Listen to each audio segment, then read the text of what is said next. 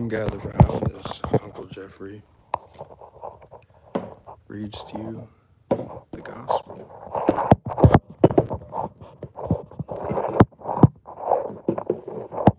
Gospel means God's spell. Good news.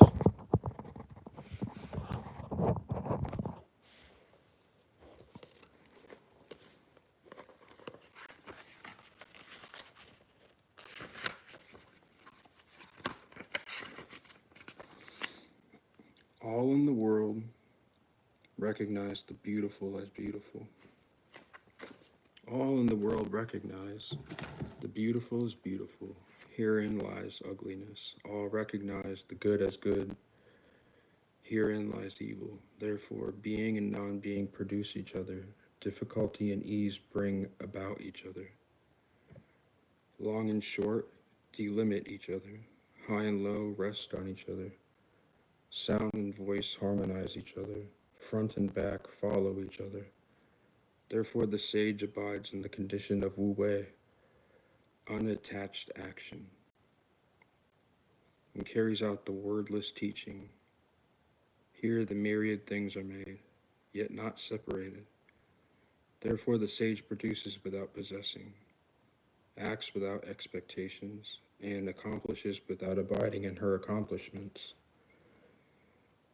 It is precisely because she does not abide in them that they never leave her.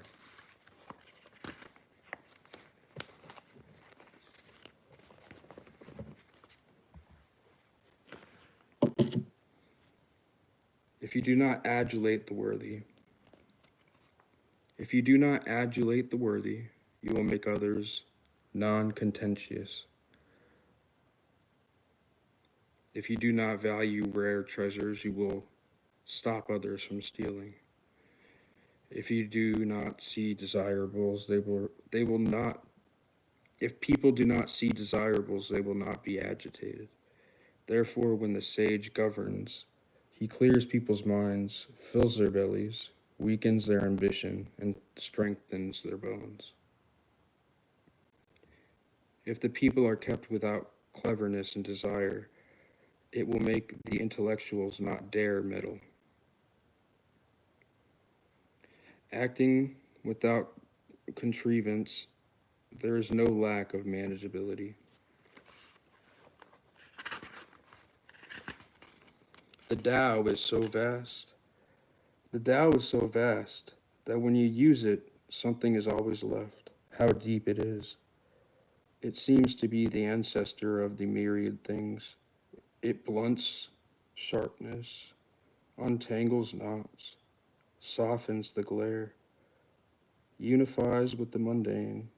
It is so full, it seems to have remainder.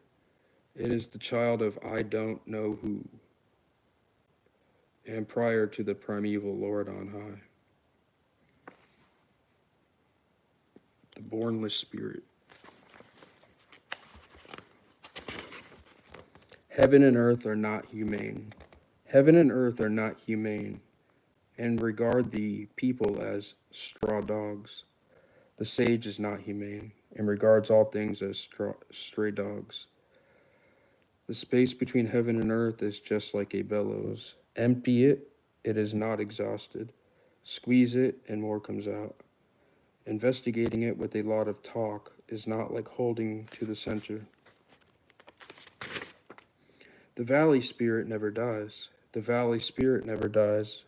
It is called the mysterious female. The opening of the mysterious female is called the root of heaven and earth. Continuous, seeming to remain. Use it without exertion. Heaven and earth last forever. Heaven and earth last forever. The reason that heaven and earth are able to last forever is because they do not give birth to themselves. Therefore, they are always alive.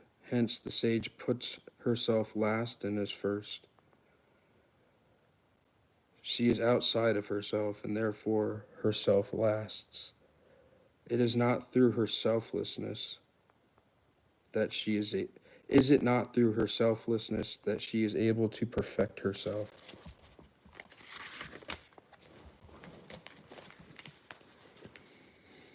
The highest goodness is like water. The highest goodness is like water, easily easily benefits all things without struggle. Yet it abides in places that men hate. Therefore it is like the Tao. For dwelling the earth is good, for the mind depth is good.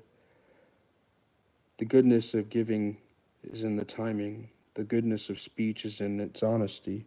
In government, self-mastery is good. In handling affairs, ability is good. If you do not wrangle, you will not be blamed. To hold until full is not as good as stopping.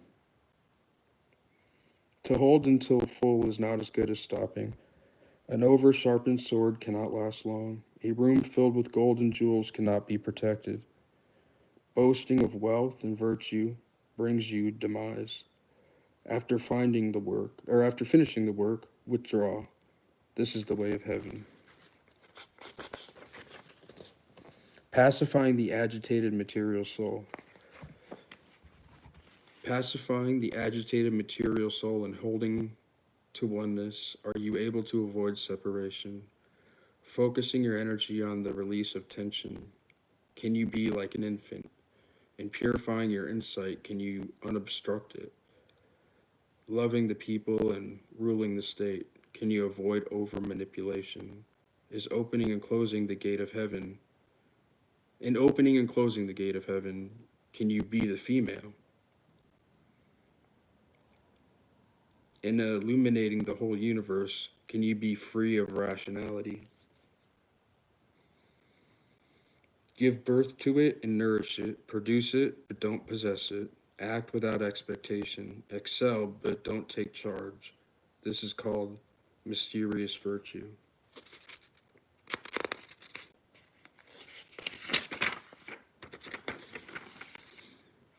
30 spokes join together in the hub. It is because of what is not there that the cart is useful. Clay is formed into a vessel. It is because of its emptiness that the vessel is useful. Cut doors and windows to make a room. It is because of its emptiness that the room is useful. Therefore, what is present is used for profit. But it is in absence that there is usefulness. The 5 colors blind our eyes. The 5 tongues deafen our ears. The 5 flavors confuse our taste. Racing and hunting madden our minds. Possessing rare treasures brings about harmful behavior. Therefore, the sage regards his center and not his eyes. He lets go of that and chooses this. Accept humiliation as a surprise. Value great misfortune as your own self. What do I mean by accept humiliation as a surprise?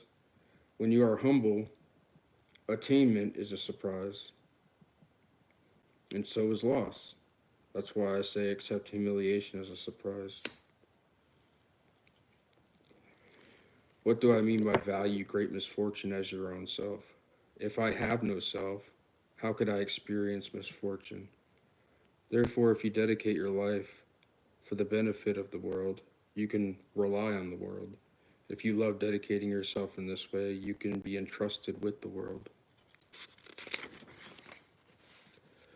Look for it, and it cannot be seen. It is called the distant. Listen for it, it cannot be heard. It is called the rare. Reach for it, it cannot be gotten. It is called the subtle. These 3 ultimately cannot be fathomed, therefore they join to become one. Its top is not bright, its bottom is not dark. Existing continuously, it cannot be named, and it returns to nothingness. Thus it is called the formless form, the image of no thing. This is called the most obscure. Go to meet it, you cannot see its face. Follow it, you cannot see its back. By holding to the ancient Tao, you can manage present existence and know the primordial beginning. This is called the very beginning thread of the Tao. The Tao means the path.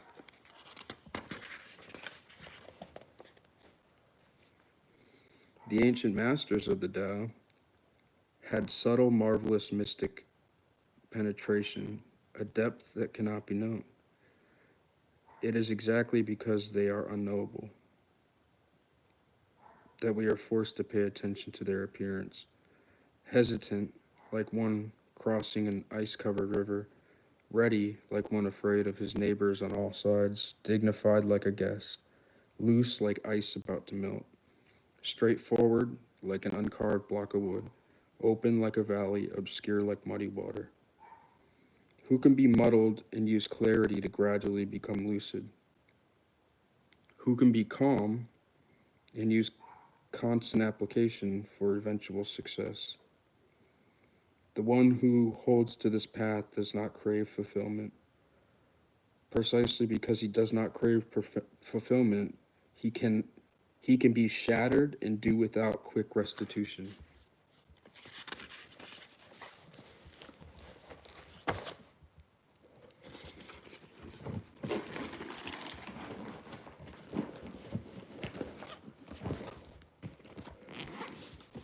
So the Tao,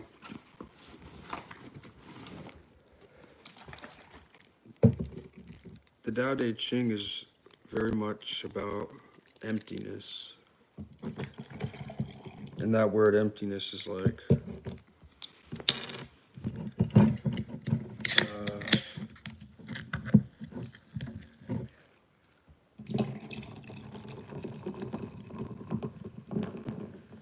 having faith in yourself. And if you know the universal laws, of like the natural laws of the universe, the 7 Hermetic laws, all is mind, the law of rhythm, the law of vibration, the law of polarity, the law of cause and effect, the law of gender,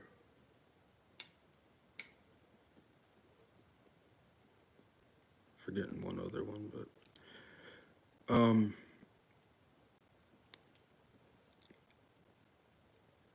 if you know these laws, then you can know God's real laws. And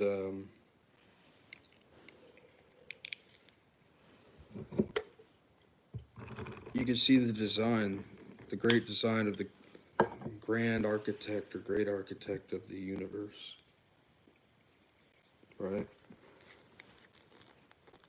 So I look out into the universe, the natural world, and I see a design that was not chaotically, randomly put together.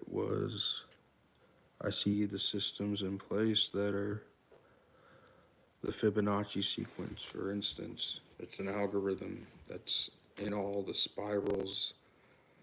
Any spiral you see in nature, a lot of things in nature tend to spiral out. And there's a mathematical sequence, an Italian fucking physicist found, Fibonacci sequence. Pythagoras had a whole religious cult dedicated to mathematics. It's because it is the language of God.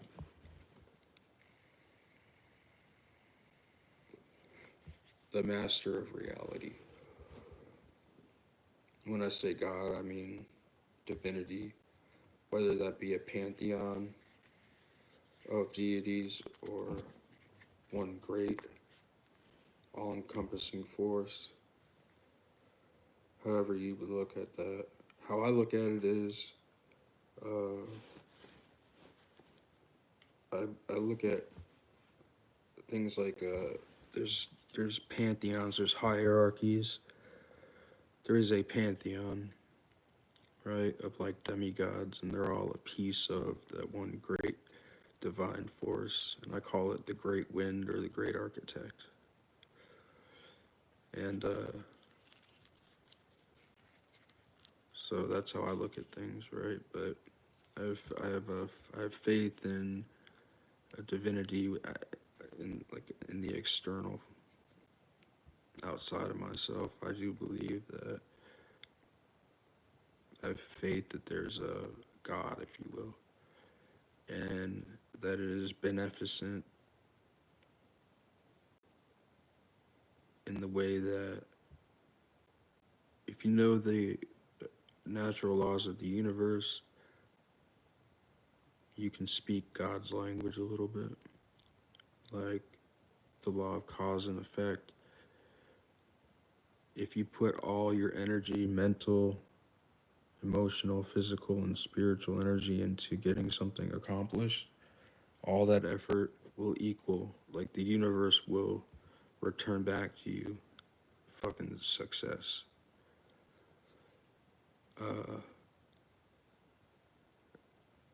If you don't put in any effort or anything, uh, you you get depression. uh,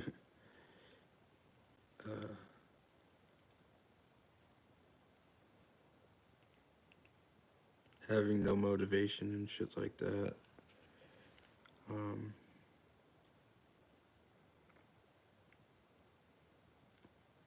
Having a goal helps with that. And approaching goals in life is really, I look at things in life very Taoist, meaning I'm emotionally detached from the outcome of things. I like to be involved in the present moment of things rather than the future. I think that's called mindfulness. But consciously, if you're consciously in the moment, um, and you put in all your effort that you possibly can to achieving small goals, you ultimately get to this one big goal.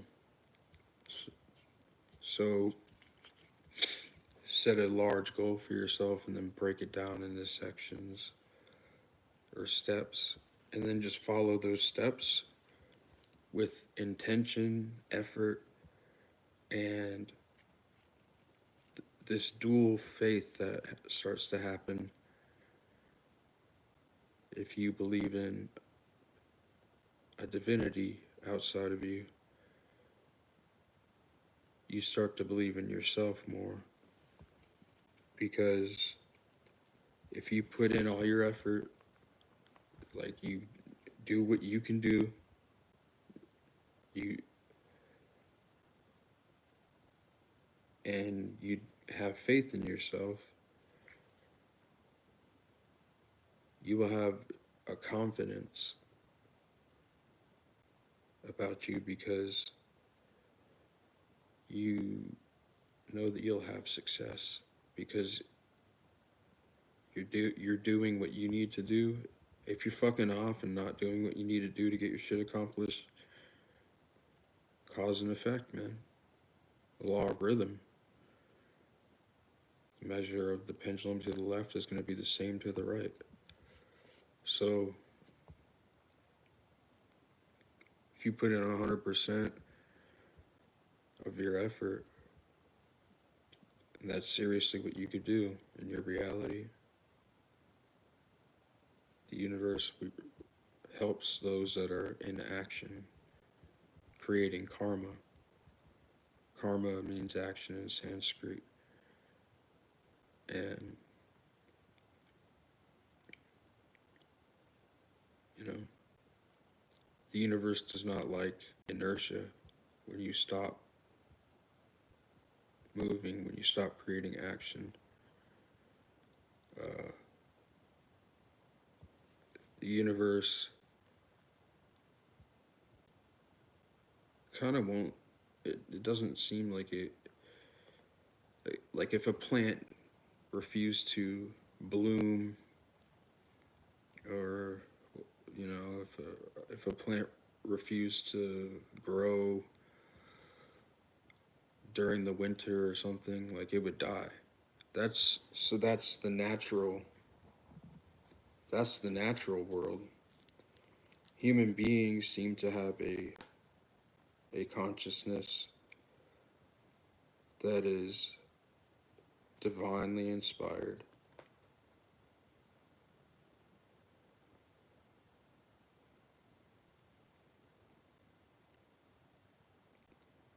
To where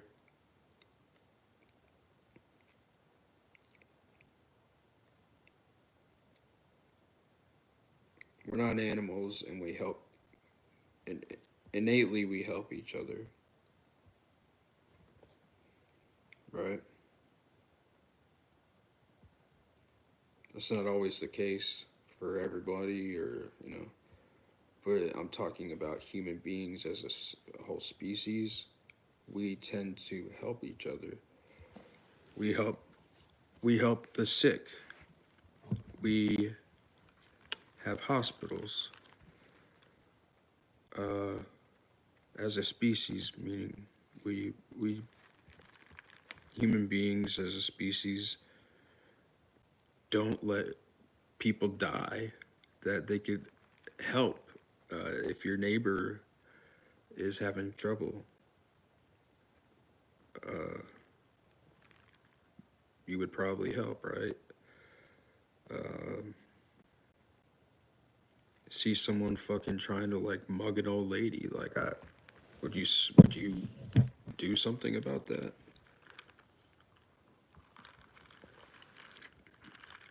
I don't know.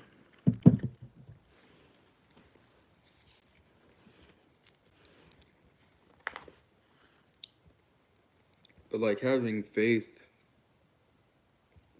will naturally give you confidence, because having faith in yourself and having faith that there's something looking out beyond you,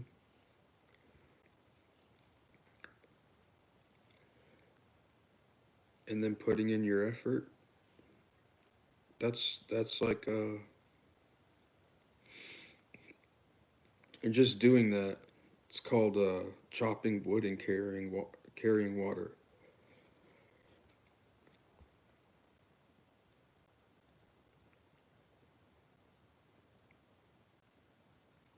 The Buddha, before, or the a student came up to the Buddha and asked, uh, what did what did you do before becoming enlightened? And the Buddha answered, I chopped wood and I carried water.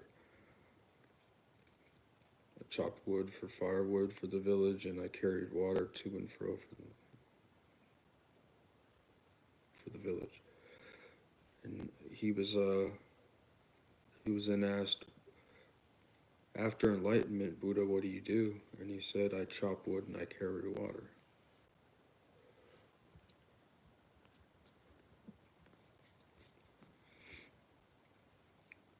And enlightenment is just, it's a state of consciousness that one gets to through ritual exercise, like you know, ceremonial ritual magic, also yoga, meditation. Um,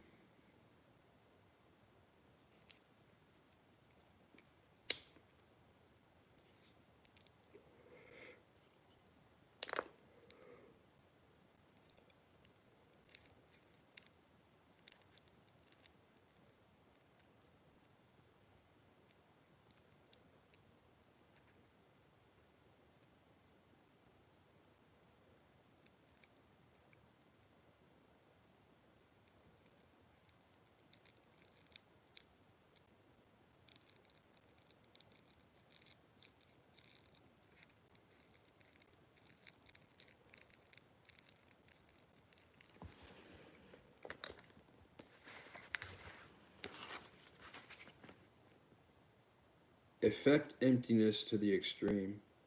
Keep stillness whole. Myriad things act in concert. I therefore watch their return. All things flourish and each returns to its roots. Returning to the root is called quietude. Quietude is called returning to life. Returning to life is called constant. Knowing this constant is called illumination. Acting arbitrarily without knowing the constant is harmful.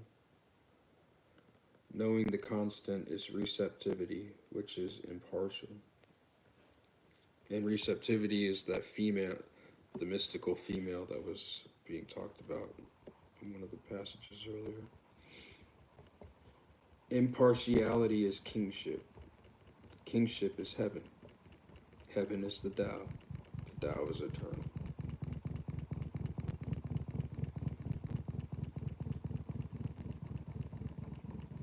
Though you lose the body, you do not die.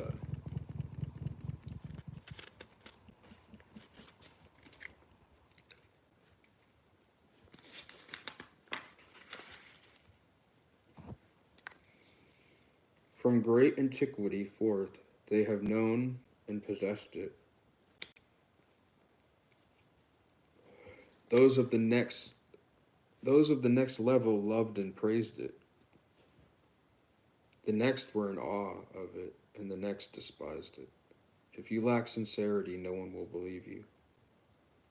How careful she is with her precious words. When her work is complete and her job is finished, everybody says we did it.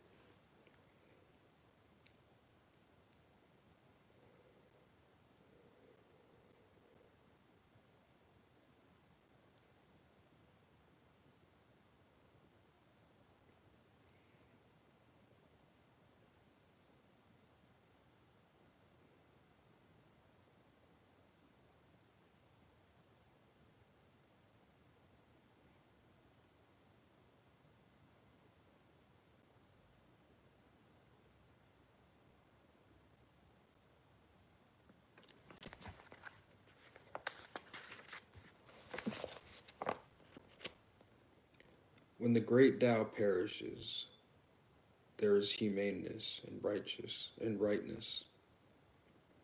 When intelligence is manifest, there is great deception. When the six relationships are not in harmony, there is filial piety and compassion.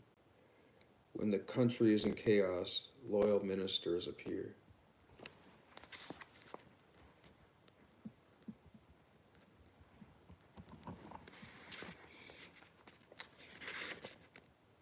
Get rid of holiness and abandon wisdom, and the people will benefit 100-fold. Get rid of humaneness and abandon rightness, and the people will return to piety and compassion. Get rid of cleverness and abandon profit, and thieves and gangsters will not exist.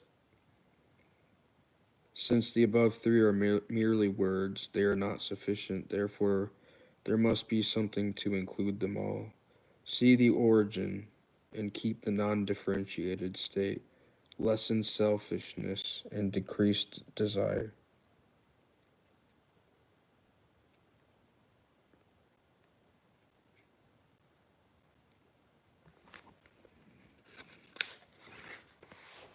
Get rid of learning, and there will be no anxiety. How much difference is there between yes and no? How far removed from each other are good and evil? Yet what the people are in awe of cannot be disregarded. I am scattered, never having been in a comfortable center. All the people enjoy themselves as if they were at a festival of the great sacrifice, or climbing the spring platform. I alone remain, not yet having shown myself like an infant who has not laughed. Weary, like one despairing of no home to return to. All the people enjoy extra. While I have left everything behind, I am ignorant of the minds of others, so dull. While average people are clear and bright, I alone am obscure. Average people know everything. To me alone, all seems covered, so flat, like the ocean blowing around. It seems there is no place to rest. Everybody has a goal in mind. I alone am as ignorant as a bumpkin. I alone differ from people. I enjoy being nourished by the mother.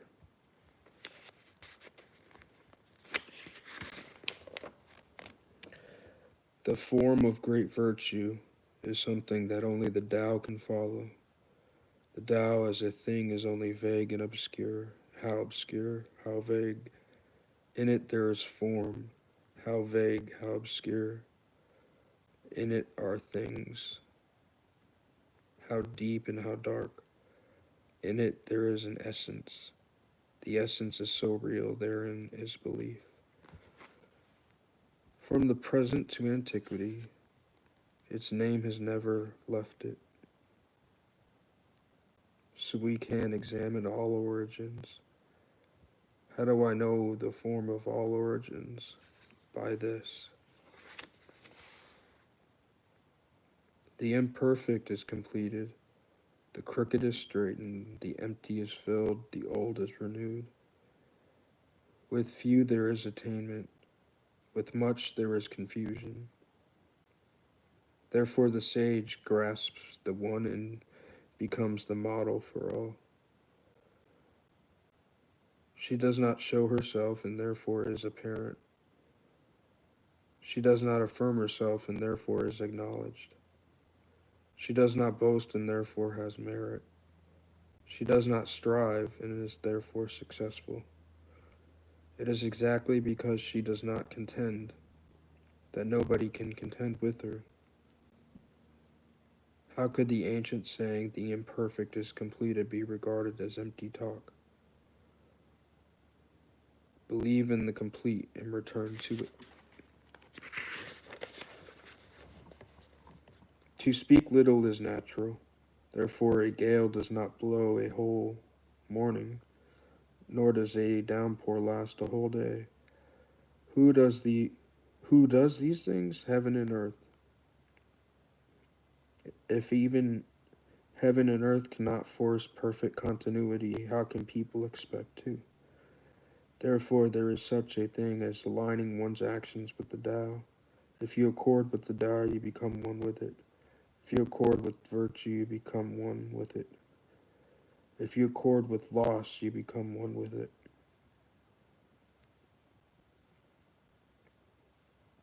The Tao accepts this accordance gladly. Virtue accepts this accordance gladly. Loss also accepts accordance gladly. If you are untrustworthy, people will not trust you. Cause and effect.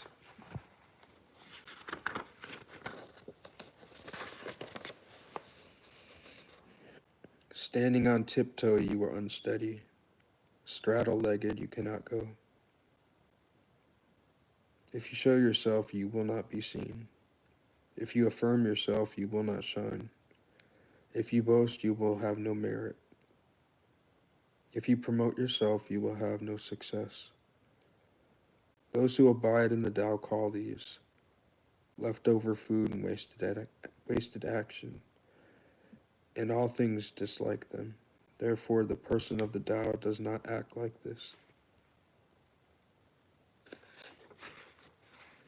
There is something that is perfect in its disorder, which is born before heaven and earth. So silent and desolate, it establishes itself without renewal, functions universally without lapse. We can regard it as the mother of everything. I don't know its name. Hence, when forced to call it, I call it Tao. When forced to categorize it, I call it great. Greatness entails transcendence, and transcendence entails going far. Going far entails return. Hence, Tao is great, heaven is great, the earth is great, and the human is also great. Within our realm, there are four greatnesses, and the human being is one of them. Human beings follow the earth follows heaven, heaven follows the Tao.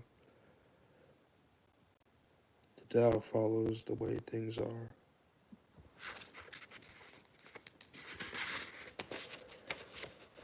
Heaviness is the root of lightness. Composure is the ruler of instability. Therefore therefore the sage travels all day without putting down his heavy load. Though there may be spectacles to see, he easily passes him by. This being so, how could the ruler of a large state be so concerned with himself as to ignore the people? If you take them lightly, you will lose your roots. If you are unstable, you will lose your rulership. A good traveler leaves no tracks. Good speech lacks fault finding. A good counter needs no calculator. A well-shut door will stay closed without a latch. Skillful fastening will stay tied without knots. It is in this manner that the sage is always skillful in elevating people. Therefore, she does not discard anybody. She is always skillful in helping things. Therefore, she does not discard anything. This is called the actualization of her luminosity. Hence, the good are the teachers of the not so good, and the not so good are the charges of the good. Not evaluating your teacher, or not loving your students, even if you are smart, you are gravely in error. This is called essential subtlety.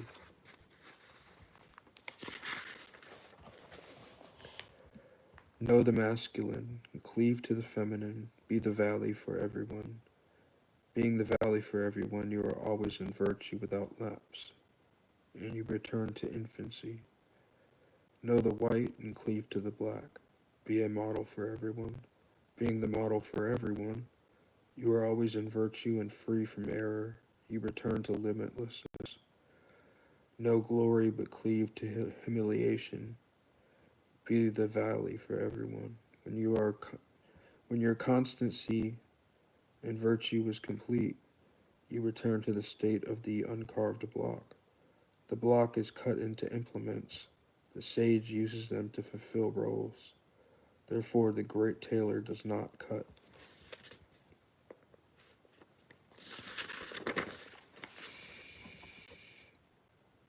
If you want to grab the world and run it, I can see that you will not succeed. The world is a spiritual vessel which can't be controlled. Manipulators fuck things up. Grabbers lose it. Therefore, sometimes you lead and sometimes you follow. Sometimes you are stifled, sometimes you breathe easy. Sometimes you are strong, sometimes you are weak. Sometimes you destroy and sometimes you are destroyed. Hence, the sage shuns success. I'm sorry. Hence, the sage shuns excess, shuns grandiosity, and shuns arrogance. If you use the Tao as a principle for ruling, you would not dominate the people by military force. What goes around comes around. Where the general has camped, thorns and brambles grow. In the wake of a great army comes years of famine. If you know what you are doing, you will do what is necessary and stop there. Accomplish, but don't boast. Accomplish without show. Accomplish without arrogance. Accomplish without grabbing. Accomplish without forcing. When things flourish, they decline. This is called non-Tao. The non-Tao is short-lived. Sharp weapons are inauspicious instruments. Everyone hates them. Therefore, the man of the Tao is not comfortable with them. In the domestic affairs of the gentleman, the left is the position of honor. In military affairs, the right is the position of honor. Since weapons are inauspicious instruments, they are not the instruments of the gentleman, so he uses them without enjoyment and values plainness. Victory is never sweet. Those for whom victory is sweet are those who enjoy killing. If you enjoy killing, you cannot gain the trust of the people. On auspicious occasions, the place of honor is on the left. On inauspicious occasions, the place of honor is on the right. The lieutenant commander stands on the left, the commander-in-chief stands on the right. And they speak using the funerary rites to bury them. The common people, from whom all the dead have come, weep in lamentation. The victors bury them with funerary rites. The Tao is always nameless, and even though a sapling might be small, no one can make it be a subject. If rulers could embody this principle, the myriad things would follow on their own. Heaven and earth would be in perfect accord and rain sweet dew. People, unable to deal with it on its own terms, make adjustments, and so you have the beginning of division into names. Since there are already plenty of names, you should know when to stop. Knowing where to stop, you can avoid danger. The Tao's existence in the world is like valley streams running into the river and seas.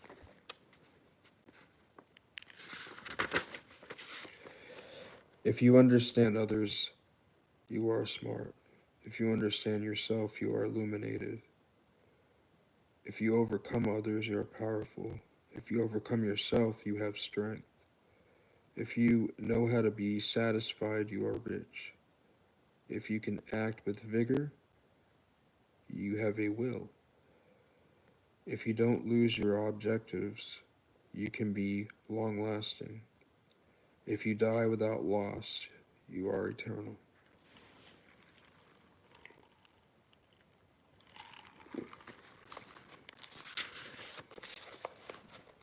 The Tao is like a great flooding. The Tao is like a great flooding river.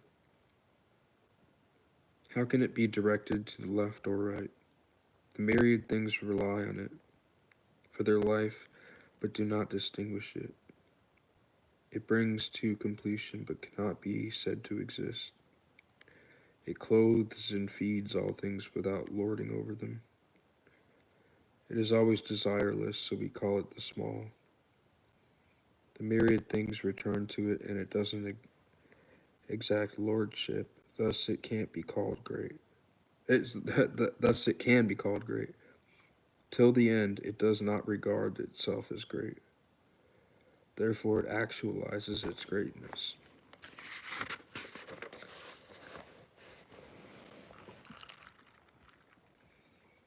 Holding to the great form, all pass away. They pass away unharmed, resting in great peace. It is for food and music that the passing traveler stops. When the Tao appears from its opening, it is so subtle it has no taste. That look at it, you cannot see it. Listen, you cannot hear it. Use it, you cannot exhaust it. Thus, which will be shrunk must first be stretched. Thus that which will be shrunk must first be stretched. That which will be weakened must first be strengthened. That which will be torn down must first be raised up. That which will be taken must first be given. This is called subtle illumination. The gentle and soft overcomes the hard and aggressive. A fish cannot leave the water. The country's potent weapons should not be shown to its people. The Tao is always not doing, yet there is nothing it doesn't do. If the ruler is able to embody it, everything will naturally change. Being changed, they desire to act, so I must restrain them, using the nameless uncarved block. Using the nameless uncarved block, they become desireless. Desireless, they are tranquil, and all under heaven is naturally settled. True virtue is not virtuous, therefore it has virtue. Superficial virtue never fails to be virtuous, therefore it has no virtue. True virtue does not act, and has no intentions. Superficial virtue acts, and always has intentions. True humaneness, true humaneness acts, but has no intentions. True rightness acts, but has intentions. True propriety acts, and if you don't respond, they will roll up their sleeves and threaten you. Thus, when the Tao is lost, there is virtue. When virtue is lost, there is humaneness. When humaneness is lost, there is rightness. And when rightness is lost, there is propriety. Now, propriety is the external appearance of loyalty and sincerity and the beginning of disorder. Occult abilities are just flowers of the Tao and the beginning of foolishness. Therefore, the master dwells in the substantial and not in the superficial, rests in the fruit and not in the flower. So, let go of that and grasp this. These in the past have attained wholeness. Heaven attains wholeness with its clarity. The earth attains wholeness with its firmness. The spirit attains wholeness with its transcendence. The valley attains wholeness when filled. The myriad things attain wholeness in life. The ruler attains wholeness in the correct governance of the people. In effecting this, if heaven lacked clarity, it would be divided. If the earth lacked firmness, it would fly away. If the spirit lacked transcendence, it would be exhausted. If the valley lacked fullness, it would be depleted. If the myriad things lacked life, they would vanish. If the ruler lacks nobility and loftiness, he will be tripped up. Hence, nobility has lowliness as its root. The high has the low as its base. Thus the kings call themselves the orphan, the lowly, the unworthy. Is this not taking lowliness as the fundamental?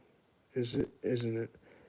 In this way, you can bring about great effect without burden, not desiring the rarity of gems or the mainness of grains of sand, or the manyness of grains of sand.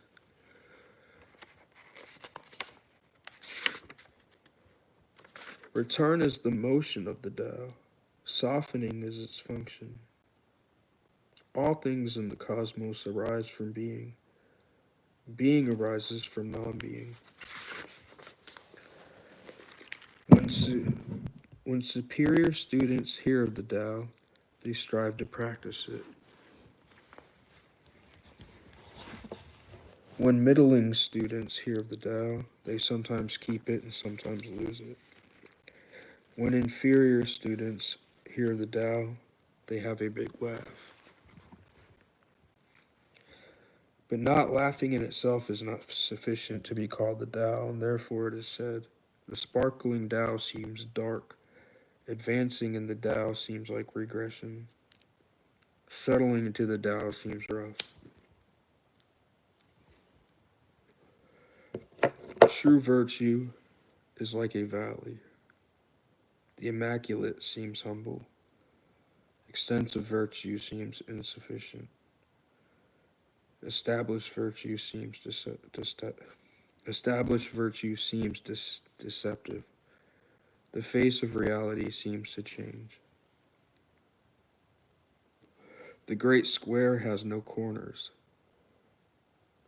Great ability takes a long time to perfect. Great sound is hard to hear. The great form has no shape. The Tao is hidden and nameless. This is exactly why the Tao is good at developing and perfecting.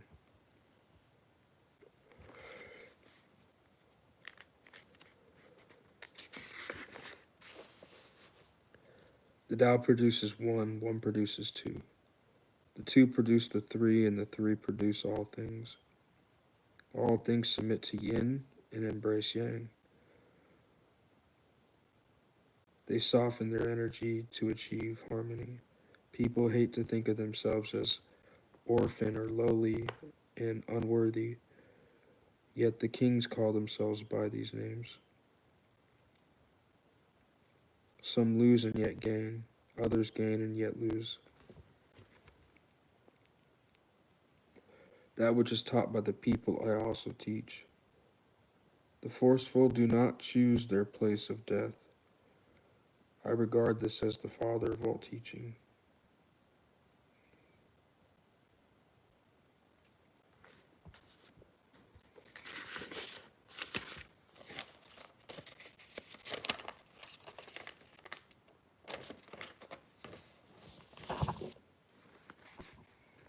The softest thing in the world will overcome the hardest.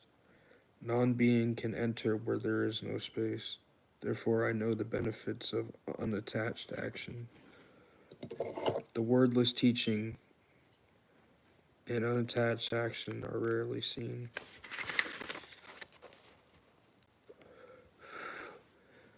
Which is dearer, fame or your life? Which is greater, your life or possessions?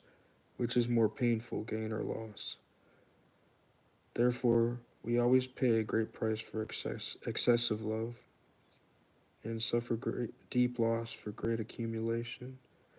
Knowing what is enough, you will not be humiliated. Knowing where to stop, you will not be imperiled, and can be long-lasting. Great perfection seems flawed, yet functions without a hitch. Great fullness seems empty, yet functions without exhaustion. Great straightness seems crooked. Great skill seems clumsy. Great eloquence seems stammering. Excitement overcomes cold. Stillness overcomes heat. Clarity and stillness set everything straight.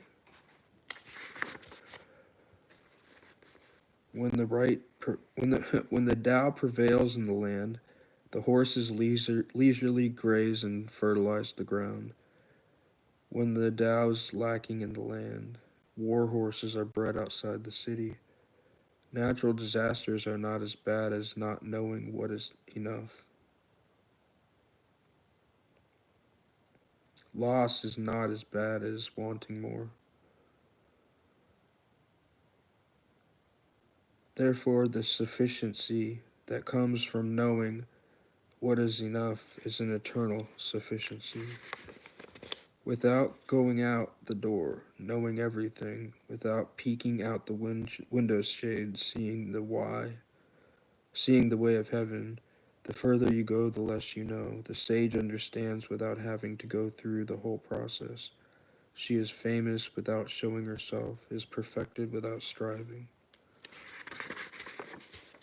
In studying each day, something is gained. In following the Tao, each day something is lost. Lost and again lost, until there is nothing left to do. Not doing. Nothing is left undone. You can possess the world by never manipulating it. No matter how much you manipulate, you can never possess the world.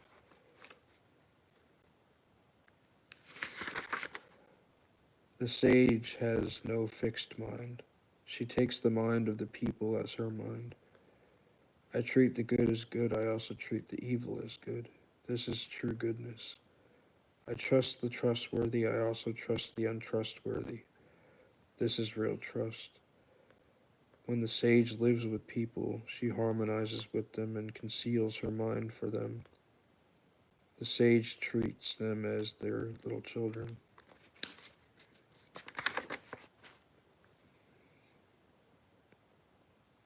Coming into life and entering death, the followers of life are 3 and 10. Followers of death are 3 in 10. Those whose life activity is their death ground are 3 in 10. Why is this? Because they live life grasping for its rich taste. Now I have heard that those who are expert in handling life can travel the land without meeting tigers and rhinos, can enter battle without being wounded. The rhino has no place to plant its horns, the tiger has no place to place its claws. Weapons find no place to receive their sharp edges. Why? Because he has no death ground. Tao gives birth to it, virtue rears it, materiality shapes it, activity perfects it.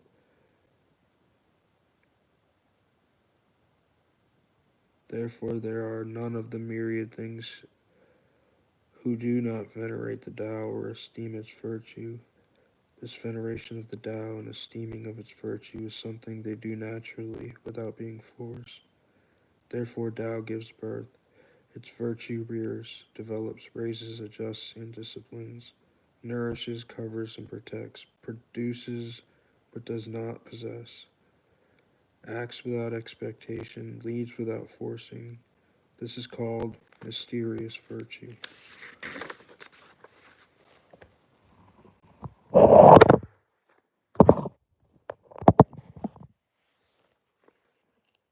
All things have a beginning, which we can regard as their mother.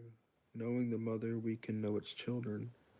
Knowing the children, yet still cleaving to the mother, you can die without pain. Stop up the holes, shut the doors, so you can finish your life without anxiety. Open the open the doors, increase your involvements. In the end, you can't be helped. Seeing the subtle is called illumination. Keeping flexible is called strength. Use the illumination, but return to the light. Don't bring harm to yourself. This is called practicing the eternal. If I had just a little bit of wisdom, I would walk the great path and fear only straying from it. Though the way is quite broad, people love shortcuts. The court is immaculate, while the fields are overgrown with weeds, and the granaries are empty. They wear they wear silk finery, carry sharp swords, sate themselves on food and drink, having wealth in excess. They are called thieving braggarts. This is definitely not the way. The well established cannot be uprooted. The well grasped does not slip away. Generation after generation carries out the ancestor worship without break. Cultivate it in yourself and virtue will be real. Cultivate it in the family and virtue will overflow. Cultivate it in the town and virtue will be great. Cultivate it in the country and the virtue will be abundant. Cultivate it in the world and virtue will be everywhere. Therefore, take yourself and observe yourself. Take the family and observe the family. Take the town and observe the town. Take the country and observe the country. Take the world and observe the world. How do I know the world? How do I know the world as it is? By this. One who remains rich in virtuous power is like a newborn baby. Bees, scorpions, and venomous snakes do not bite it. The wild beasts do not attack it. Birds of prey do not sink their claws into it. Though its bones are weak and muscles soft, its grip is strong. Without knowing of the blending of male and female, she is a perfect production.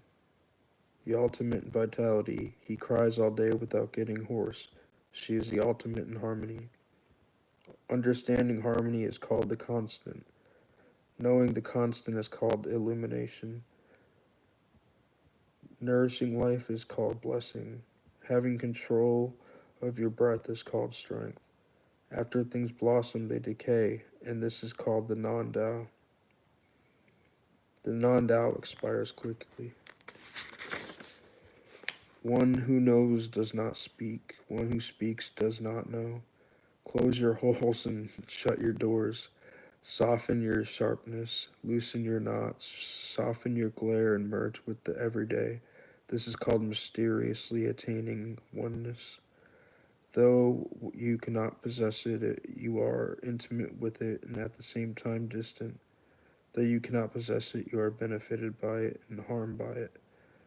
You cannot possess it, but are esteemed through it and humbled by it. Make sure you blow your candles up before you go to bed. Yep. All right? Yes, ma'am. I was just wanting to make sure you weren't out there because I was going to lock that door. Oh, gotcha. Yeah, I'll put them out. All right. Night. Did Casey already go to sleep? Yeah. Okay. Yeah, she went to bed. Good night. Good night. Let's see here. This is called mysteriously attaining oneness. Though you cannot possess it, you are intimate with it, and at the same time distant. Though you cannot possess it, you are benefited by it and harmed by it. You cannot possess it, but are esteemed through it and humbled by it. Therefore the world values you. Use fairness in governing the state. Use surprise tactics in war. Be unconcerned and you will have the world. How do I know it is like this? Because the more regulations there are, the poorer people become. The more people own lethal weapons, the more darkened are the country and clans. The more clever the people are, the more extraordinary actions they take. The more picky the laws are, the more thieves and gangsters there are. Therefore the sage says, I do not force my way, and the people transform themselves. I enjoy my serenity, and the people correct themselves. I do not interfere, and the people enrich themselves. I have no desires, and the people find their original mind. When the government is laid back, the people are relaxed. When the government is nitpicking, the people have anxiety. Misfortune depends upon fortune. Fortune conceals misfortune. What has a definite delimitation or abnormality? The normal reverts to strangeness. Goodness reverts to perversion. People certainly have been confused for a long time. Therefore the sage squares things without cutting, edges without separating, straightens without lining up, shines but does not glare. In governing the country and serving heaven, there is nothing like frugality. Only by being frugal can you recover quickly. When you recover quickly, you accumulate virtue. Having accumulated virtue, there is nothing you cannot overcome. When there is nothing you cannot overcome, who knows the limits of your capabilities? These limits being unfathomable, you can possess the country. The mother who possesses the country can be long-living. This is called planting the roots deeply and firmly, the way to long life and eternal vision.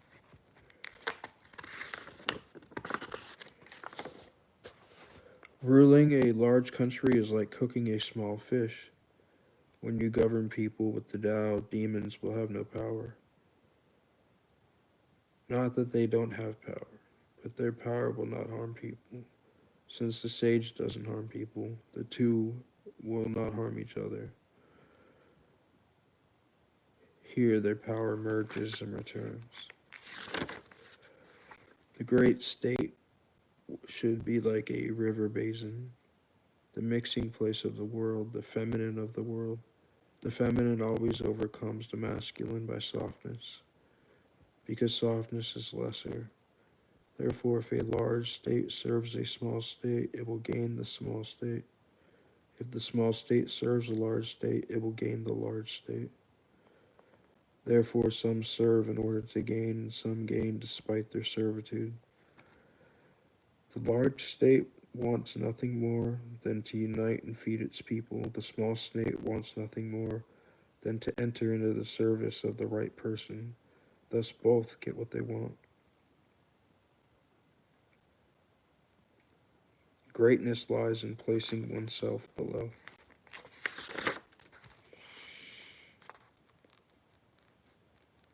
The Tao is hidden deeply in all things. It is the treasure of the good and the refuge of the not so good. With skillful words, you can be successful. With honorable action, you can be included. People may not be so good, but how can you deny them? Therefore, even though there are great jewels brought in by teams of horses at the coronation of the emperor and the installation of the three princes, this is not as good as staying where you are and advancing in this Tao. Why do the ancients so value the Tao? You can't say that it was for the seeking gain, or to have punishments to deter crime. Therefore, it is the most prized in the world.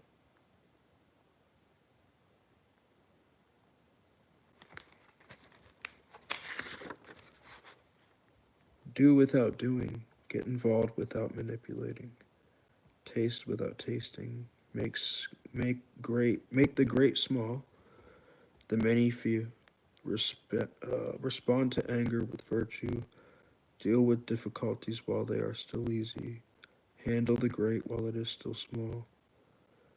The difficult problems in life always start off being simple. Great affairs always start off being small.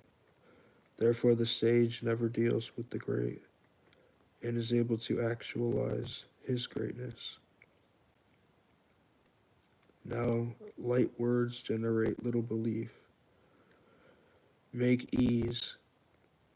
Make ease turns into much difficulty. Therefore, the sage treats things as though they were difficult, and hence never has any difficulty. That which is at rest is easy to grasp. That which has not yet come about is easy to plan for. That which is fragile is easily broken. That which is minute is easily scattered.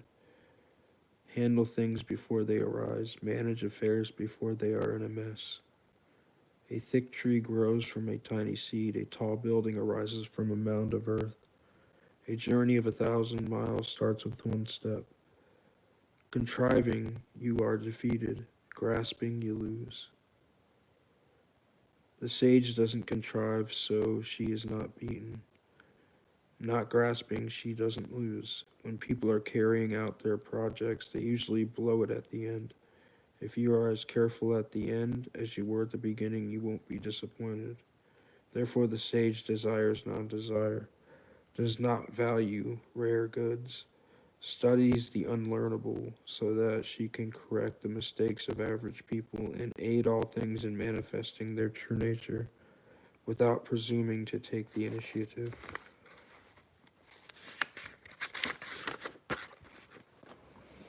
The ancients who were skillful at the Tao did not illuminate the people, but rather kept them simple when the people are difficult to rule. It is because of their cleverness. Therefore, if you use cleverness to rule the state, you are a robber of the state. If you don't use cleverness to rule the state, you are a blessing to the state. If you understand these 2 points, you know the proper norm for governing. To be continuously understanding the proper norm is called mysterious virtue. How deep and far-reaching mysterious virtue is, it makes all return until they reach the great norm. The reason the river and sea can be regarded as the rulers of all the valley streams is because of their being below them. Therefore, they can be their rulers. So if you want to be over people, you must speak humbly to them. If you want to lead them, you must place yourself behind them. Thus the sage is positioned above, and the people do not feel oppressed. He is in front, and they feel nothing wrong. Therefore, they like to push him up front and never resent him, since he does not contend. No one can contend with him. The reason everybody calls my Tao great is because there is nothing quite like it. It is exactly because it is great that there is nothing quite like it. If there were something that were consistently like it, how could it be small? I have three treasures that I hold and cherish. The first is compassion. The second is frugality. The third is not daring to put myself ahead of everybody. Having compassion, I can be brave. Having frugality, I can be generous. Not daring to put myself ahead of everybody, I can take the time to perfect my abilities. Now, if I am brave without compassion, generous without frugality, or go to the fore without putting my own concerns last, I might as well be dead. If you wage war with compassion, you will win. If you protect yourself with compassion, you will be impervious. Heaven will take care of you, protecting you with passion.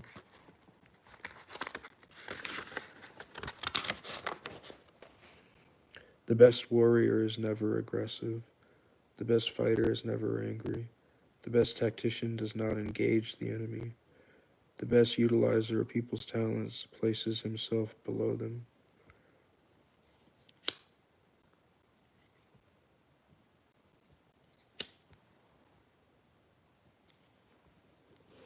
This is called the virtue of non-contention. It is called the ability to engage people's talents. It is called the ultimate in merging with heaven. Strategists have a saying, I prefer to be able to move rather than to be in a fixed position. I prefer to retreat a foot rather than advancing an inch. This is called progress without advancing, preparation without showing off, smashing where there is no defense, taking him without a fight. There is no greater danger than underestimating your opponent. If I underestimate my opponent, I will lose that which is most dear, and therefore, when opponents clash, the one who is sorry about it will be the winner.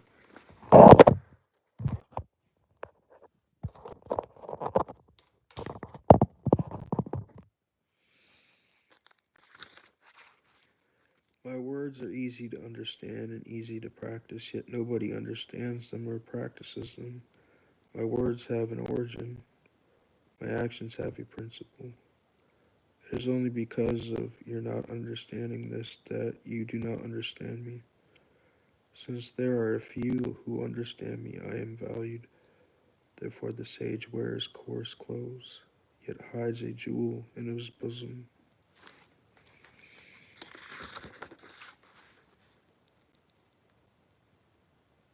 There is nothing better than to know that you don't know. Not knowing, yet thinking you know, this is sickness. Only when you are sick of being sick can you be cured. The sage is not being sick, it's because she is sick of sickness. Therefore, she is not sick. When the people do not fear your might, then your might has truly become great. Don't interfere with their household affairs. Don't oppress their livelihood. If you don't oppress them, they won't feel oppressed. Thus the sage understands herself, but does not show herself, loves herself, but does not prize herself. Therefore, she lets go of that and takes this. If you are courageous and daring, you will die. If you are courageous and not daring, you will live. Among these two, one is beneficial and the other is harmful. Who understands the reason why heaven dislikes what it dislikes? Even the sage has difficulty in knowing this. The way of heaven is to win easily without struggle, to respond well without words, to naturally come without special invitation, to plan well without anxiety. Heaven's net is vast, it is loose, yet nothing slips through. If the people don't fear death, how will you scare them with death? If you make the people continuously fear death by seizing anybody who does something out of the ordinary and killing them, who will dare to move? There is always an official executioner to handle this. If you play the role of the official executioner, It is like cutting wood in the capacity of master carpenter. There are few who will not cut their hands. The reason people starve is because their rulers tax them excessively. They are difficult to govern. Because their rulers have their own ends in mind. The reason people take death lightly is because they want life to be rich. Therefore, they take death lightly. It is only by not living for your own ends that you can go beyond valuing life. When people are born, they are gentle and soft. At death, they are hard and stiff. When plants are alive, they are soft and delicate. When they die, they wither and dry up. Therefore, the hard and stiff are followers of death.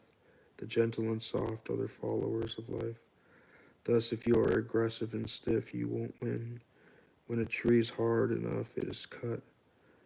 Therefore, the hard and big are lesser, the gentle and soft are greater. The way of heaven is like stretching a bow. The top is pulled down, the bottom is pulled up. Excess string is removed. Where more is needed, it is added. It is the way of heaven to remove where there is excess and add where there is lack. The way of people is different. They take away where there is need and add where there is surplus. Who can take his surplus and give it to the people? Only one who possesses the Tao. Therefore, the sage acts without expectation, does not abide in his accomplishments, does not want to show his virtue. Nothing in the world is softer than water, yet nothing is better at overcoming the hard and strong. That is because nothing can alter it. That the soft overcomes the hard and the gentle overcomes the aggressive is something that everybody knows, but none can do themselves. Therefore, the sages say, the one who accepts the dirt of the state becomes its master. The one who accepts its calamity becomes king of the world. Truth seems contradictory. After calming great anger, there are always resentments left over. How can this be considered as goodness? Therefore, the sage keeps her part of the deal and doesn't check up on the other person.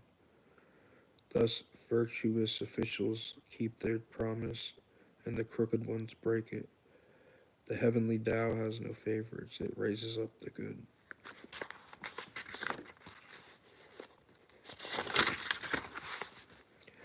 Let there be a small country with few people who, even having much machinery, don't use it, who take death seriously and don't wander far away.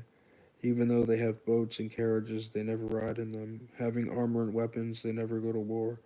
Let them return to measurement by tying knots and rope. Sweeten their food, give them nice clothes, a peaceful abode, and relaxed life. Even though the next country can be seen, and its dogs and chickens can be heard, the people will grow old and die without visiting each other's land. True words are not fancy, and fancy words are not true. The good do not debate. Debaters are not good. The one who really knows is not broadly learned. The one who really knows is not broadly learned. The extensively learned do not really know. The sage does not hoard. She does not bear her surplus. The sage does not hoard. She gives people her surplus. Giving her surplus to others, she is enriched. The way of heaven is to help and not harm.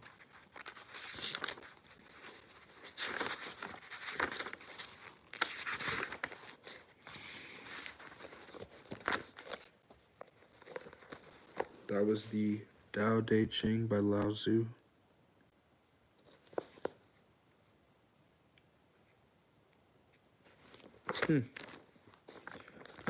Just read the whole Tao Te Ching.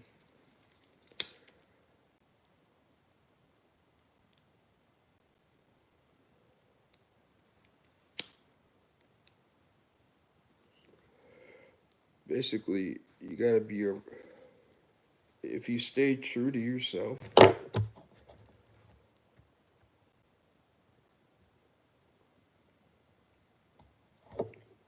And if you're not fucked up,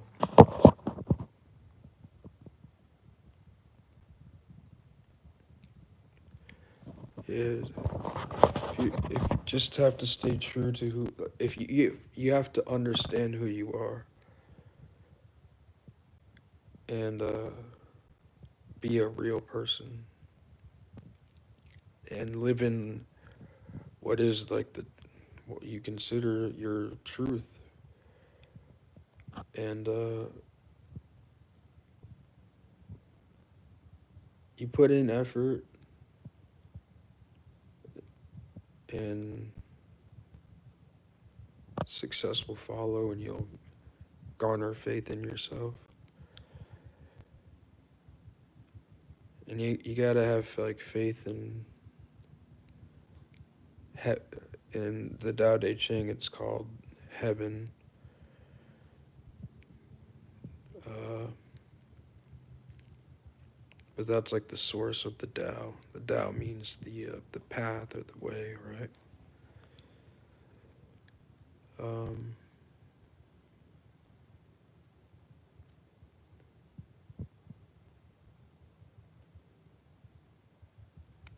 Having faith in the self, and in having faith in divinity, and knowing the natural law of cause and effect, and the law of rhythm, the effort that you put out and the faith that you have in yourself. If you put all your energy, meaning your mental, physical, emotional, and spiritual energy, into your projects, and you do them with your head down, always stay humble and work towards something, you get it's a winning formula, and you'll gain confidence within yourself. So divine confidence. And it's always good to remain very humble. And the Tao Te Ching, Taoism talks about emptiness, or being of no thing. And that's it's not like a negative emptiness. It's a state of receptivity. Uh, it's called yin energy. Uh, it's it's the in the Tao Te Ching, I think it was referred to as the mysterious mother. Do you believe there is only one type of consciousness to be active and to reach a certain goal, or is it possible to redefine habit?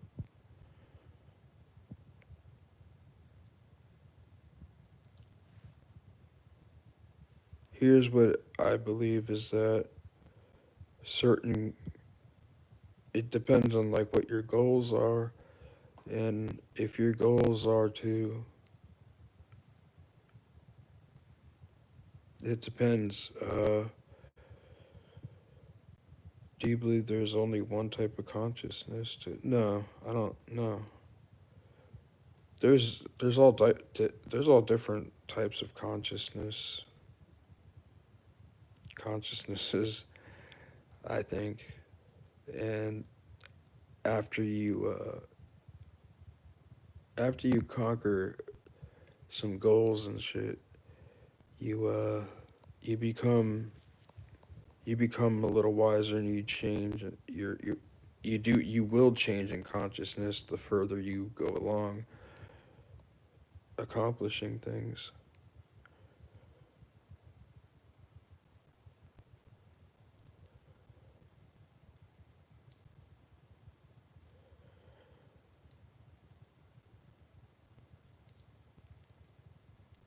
Redefine habit. Oh yeah.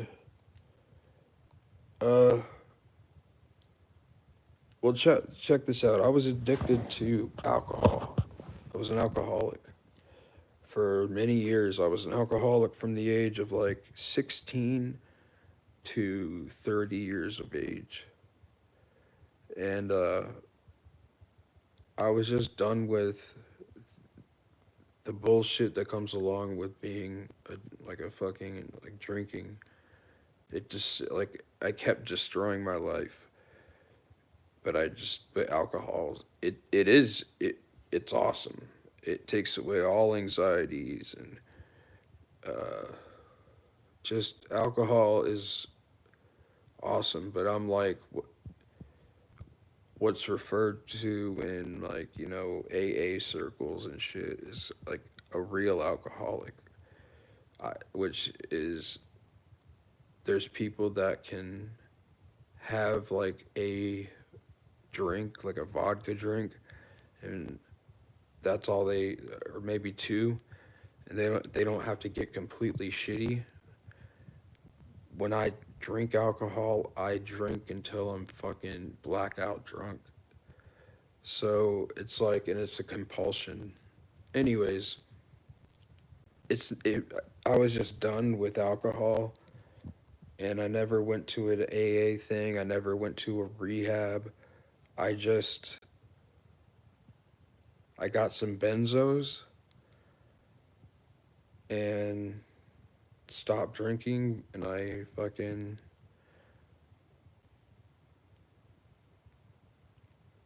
facts. I'm an active addict to crack and alcohol, but I don't want to give it up.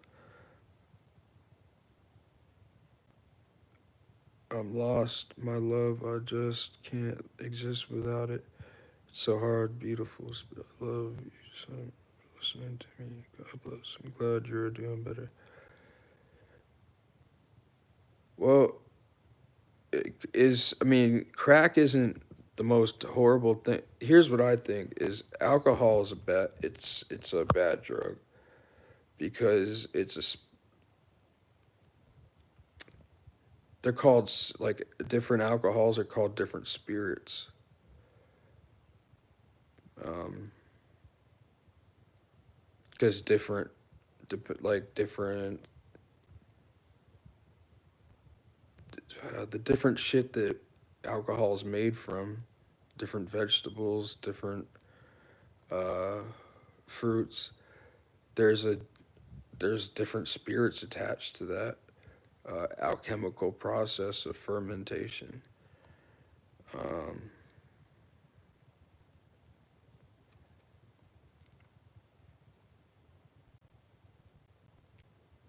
I would say if you could stop drinking, and here is my point: is that I just stopped drinking. Like I'm 36. I haven't drank in 6 years.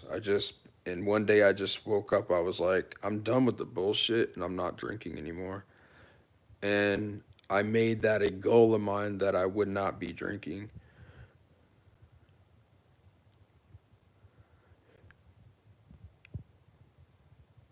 Well, drugs. If you can maintain a life, smoking crack, dude, is like not unless it's ruining your life. Uh, I would say maybe here's I think what also people that do street drugs like I used to do. I used to buy pills off the street. I was an opiate addict as well. Uh, I had two crazy active addictions: opiates, and I was an alcoholic at the same time. And I would take benzos. Uh, and it was just like I stopped taking. I did Fetty? Yeah, dude. Fucking. Here's what I think. Here's what I think. Like I see a psychiatrist now, and I'm prescribed Klonopin and dextroamphetamine, or otherwise known as Adderall. I'm prescribed an antidepressant, and I'm prescribed something called Vraylar, which is for bipolar disorder. Um,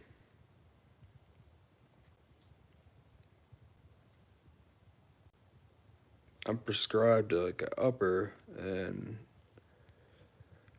Xanax, dude, is, if you buy it off the street, it's one of the more common pressed pills that don't have like even research benzos inside of them. It's like fucking fentanyl pills. So you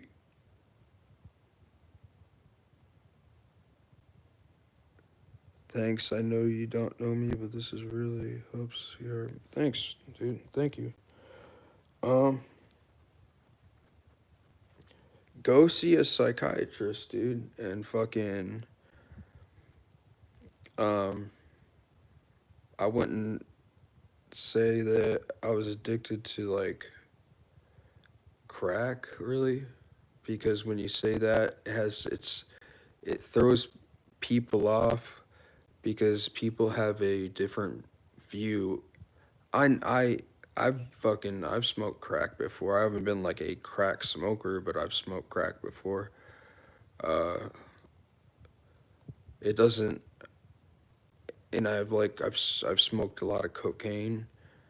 Um, I've smoked meth quite a few times. Um,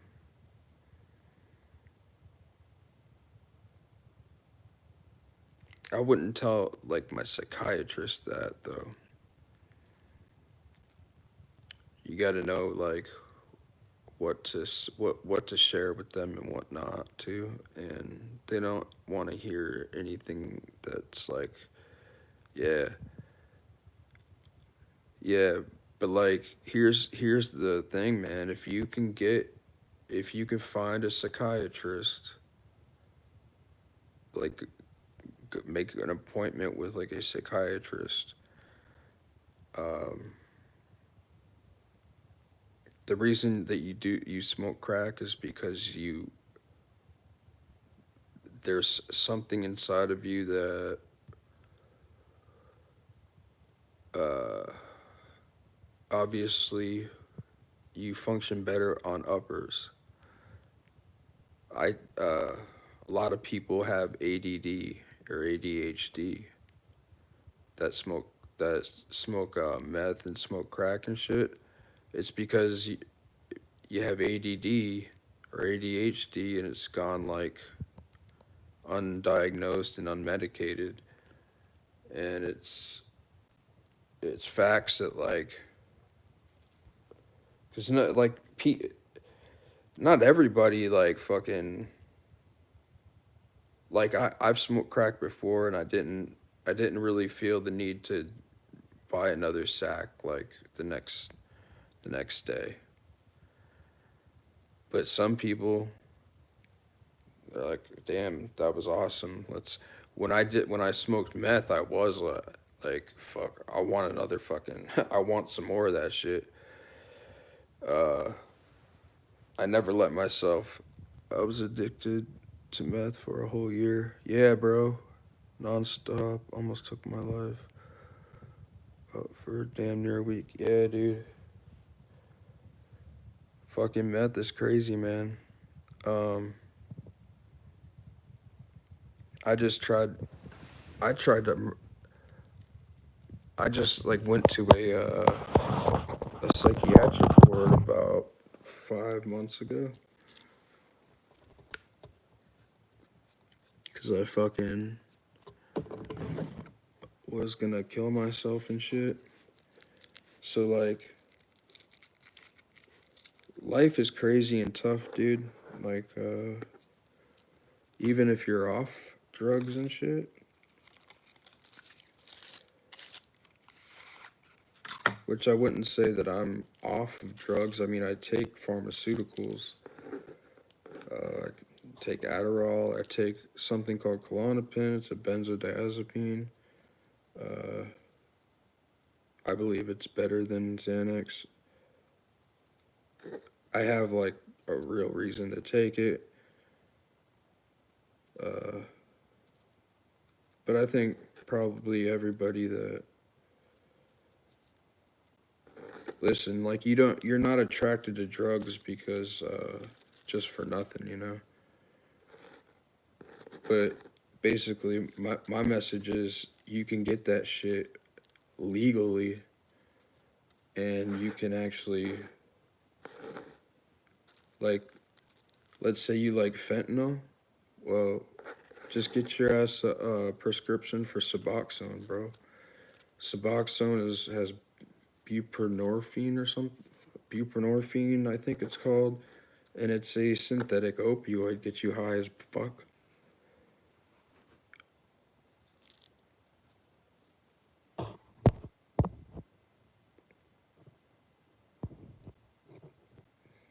Meth had me creating imaginary friends for real. That shit is too potent. Yeah, it is. Yeah, weed, dude. I did mushrooms today, and I'm smoking weed.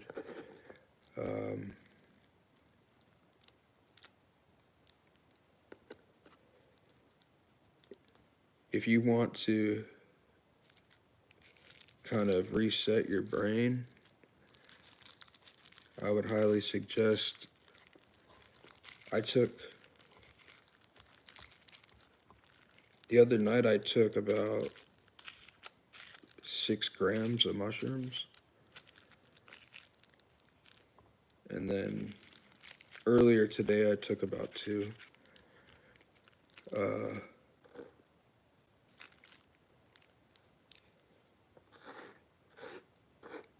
I highly recommend taking mushrooms. They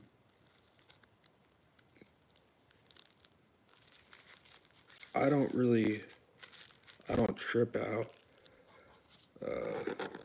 but I would suggest taking at least 5 grams of psilocybin mushrooms, and just thinking about life and shit.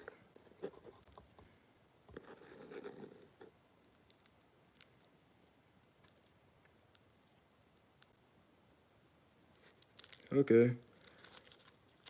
What was your name?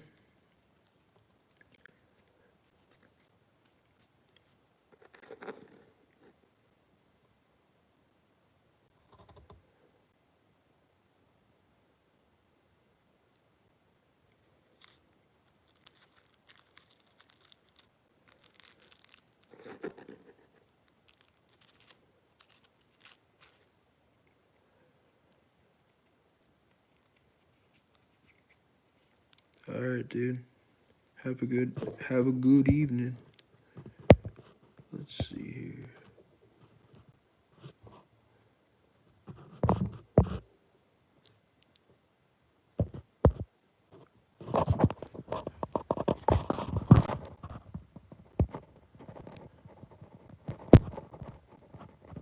I think that's pretty.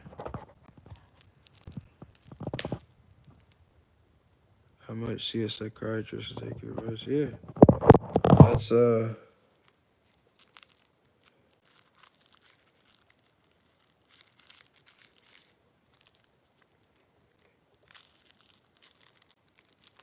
'How old are you?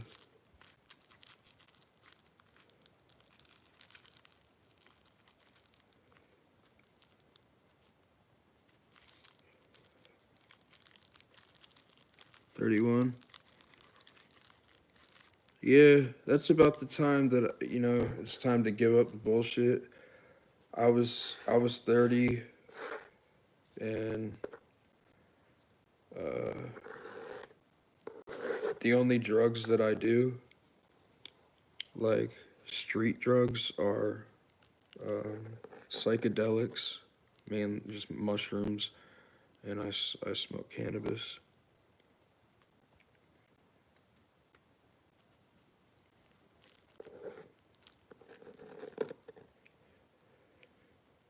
It's a hard life. it's it's not easy. Uh, if anyone said like being like addicts or like lazy or something, nah, man, it tires you out because you're fucking. It's a stressful life. Uh,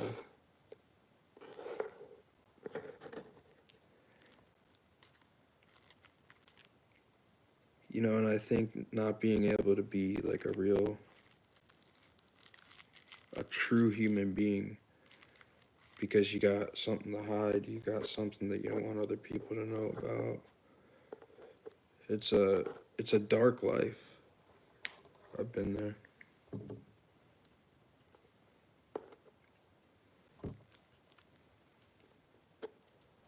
Life is just like already a nightmare. Why like stack more shit on top of it?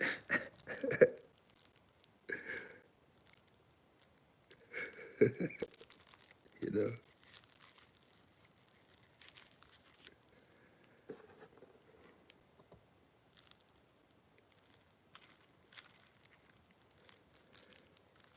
I would say I don't know where you live, but get medical marijuana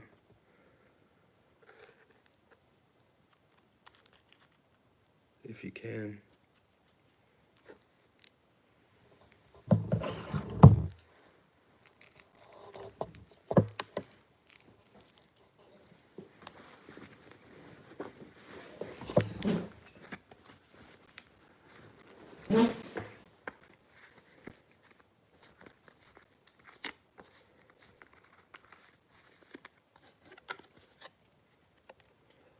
I just got this like maybe 6 months ago.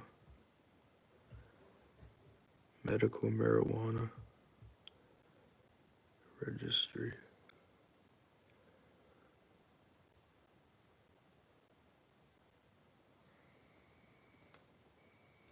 This card indicates that the pictured patient or caregiver is registered in the medical marijuana use registry.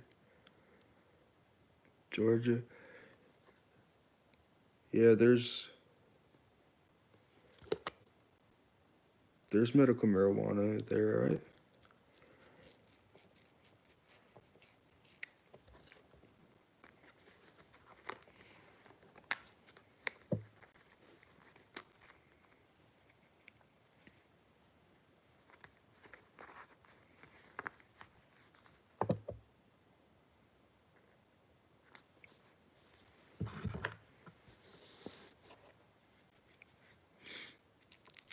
Shit. Georgia is doesn't damn you don't have medical. Oh, but can you get like THCA?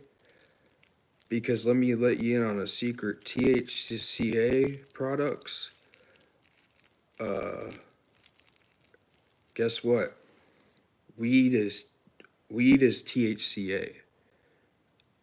THCA stands for tetrahydrocannabinol acid, and that's what is in the bud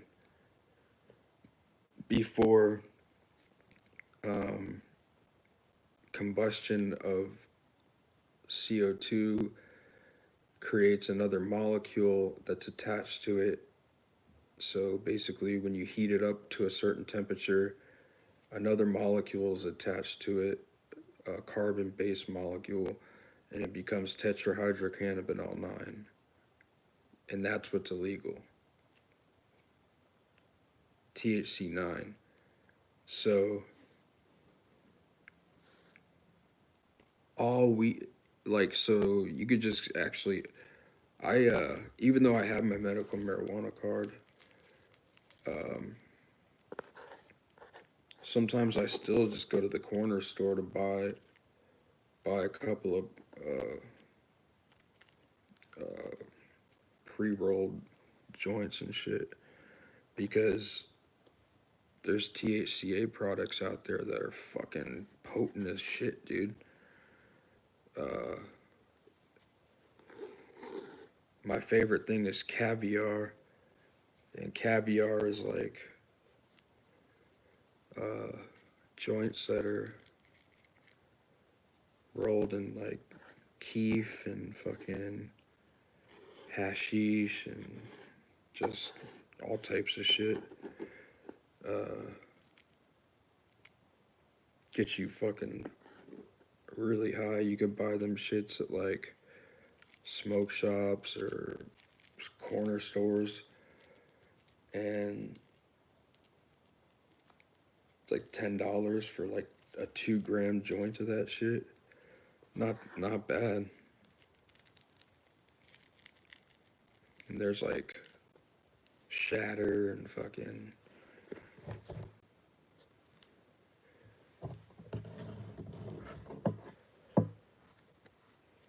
yeah, nitrous. Nitrous thing, it's not fun.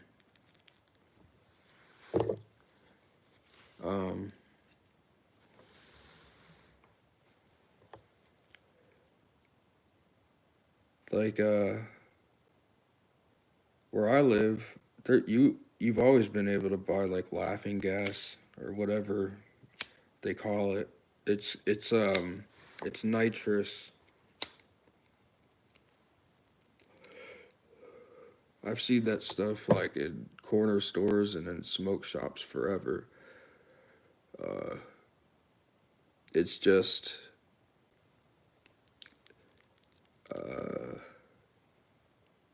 it's really retarded, man. I wouldn't do it. I wouldn't like. It's not fun. It's like a waste of money. To me personally, I don't like. I don't know. I don't see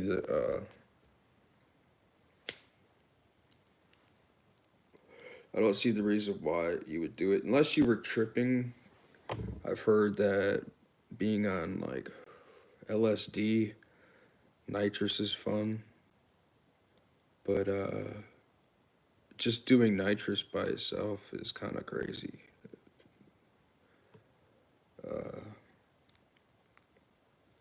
It's like a 15-second weird disassociative type of thing where you hear auditory hallucinations and shit. It's strange. It's not like really, I don't know.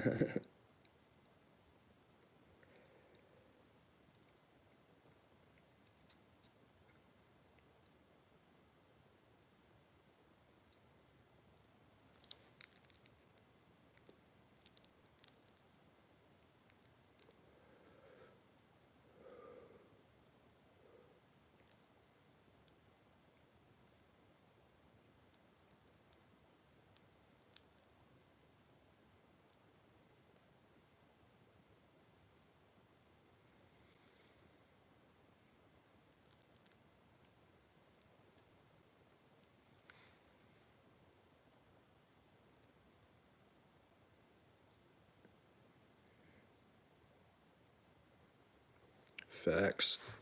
Crack. That's how crack alters. Yeah. Well, every drug alters your reality. It's just like, I don't know.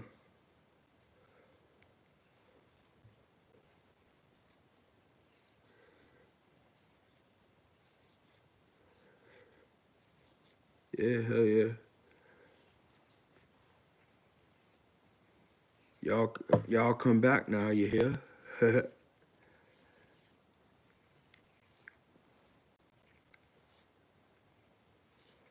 Oh, if you wanna listen to something funny, uh, there's a song. Go to my profile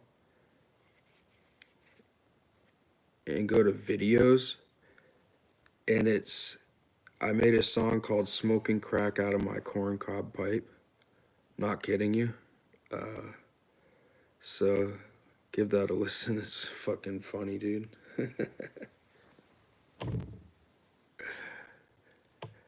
Thank you, man. Thank you, you too.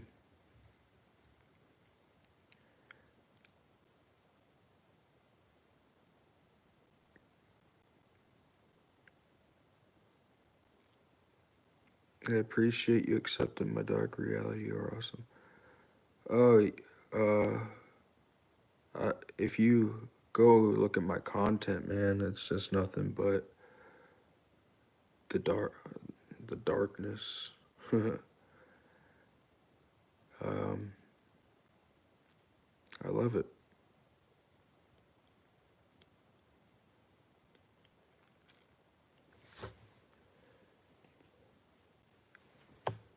Stick around. Look at some of my stuff. I teach how to do ritual magic, witchcraft.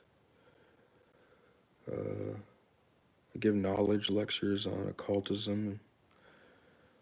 So,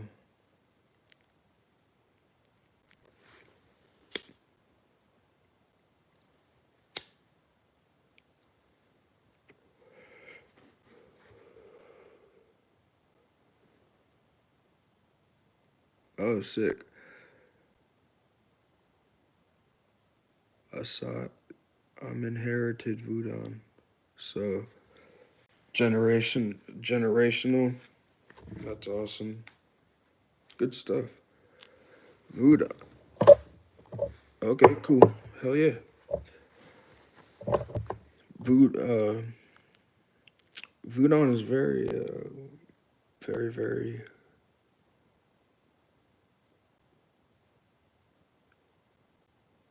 It's amazing.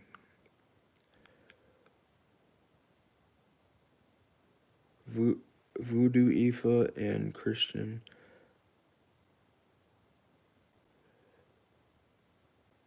I'm a Legba. Okay, claim my head. I say Legba, claim my head.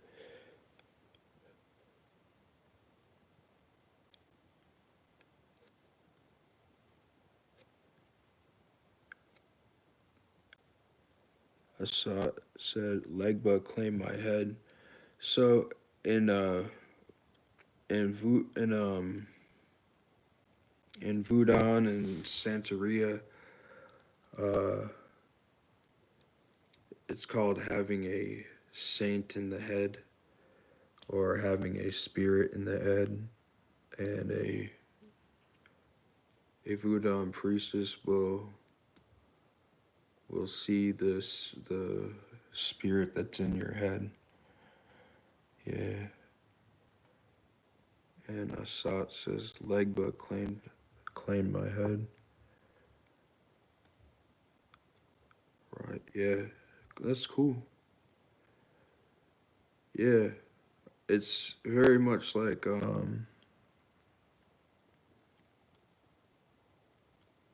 in magic I practice Western Hermetic ceremonial magic, and there's archangels. I don't sacrifice animals though. You don't need to. You don't need to. It's the veneration. What this sacrifice is like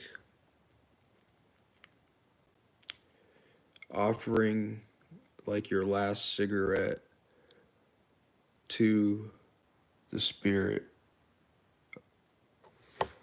of like Legba, and you would crack it and toss it into the wind. Uh, that's a sacrifice. It was your last cigarette. That's far more effective a offering than killing a chicken.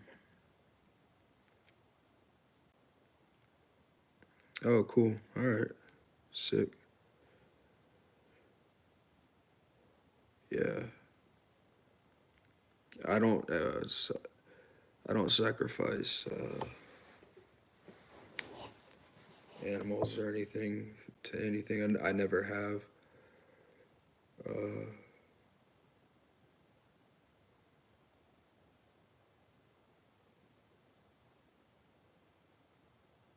Because it never felt like, if you gotta do that, like,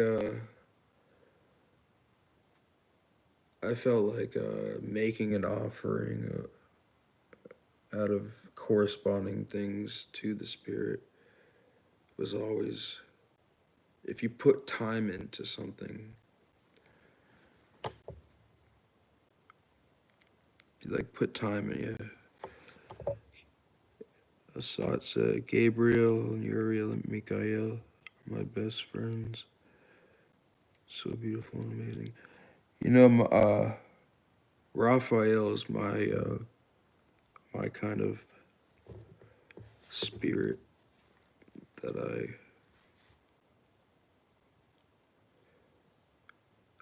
I pray to all.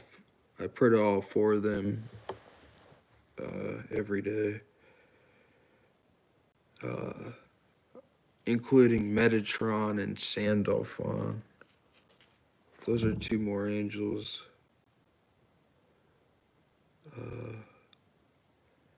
that are on the tree of life.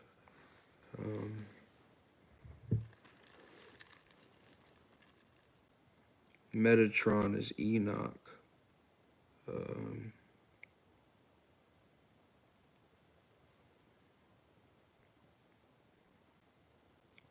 Sick.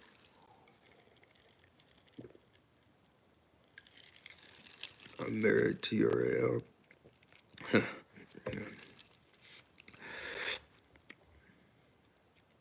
Uriel is the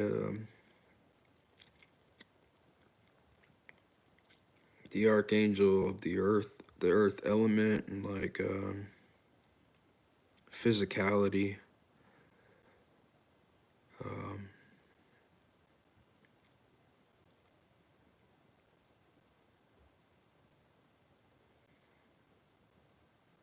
The LBRP, the Lesser Banishing Ritual, the Pentagram, is, and also the Lesser Invoking Ritual, the Pentagram, is a ritual where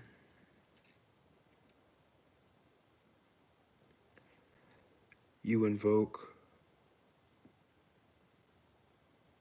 you say, before me stands Raphael, behind me stands Gabriel, on my right hand Michael, on my left hand Uriel, above me Metatron, and below me Sandalphon.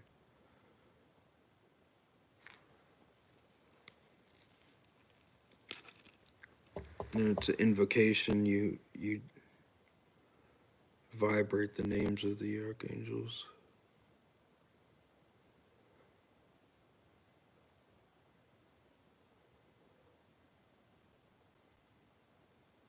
I haven't actually done. I'm gonna do my rituals.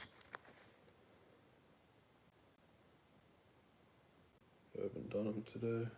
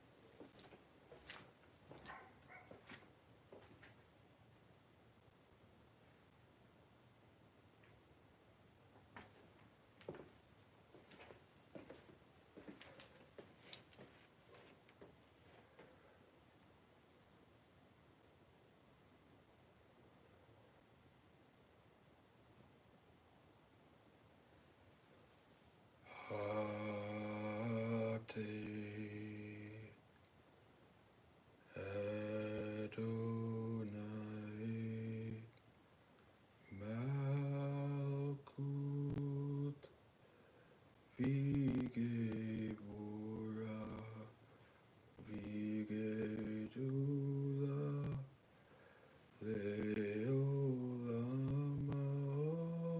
Amen.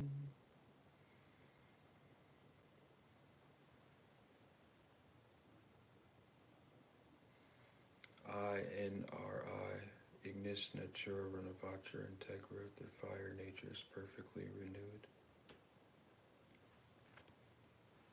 Yod, Nun, Resh, Yod. The sign of Osiris slain, the sign of Isis in mourning, the sign of Apophis and Typhon, the sign of Osiris slain and arisen. L, V, X, Lux, the light of the cross. Virgo, Isis, Mighty Mother. Scorpio, Apophis, Destroyer. Soul, Osiris, slain and arisen. Isis, Apophis, Osiris.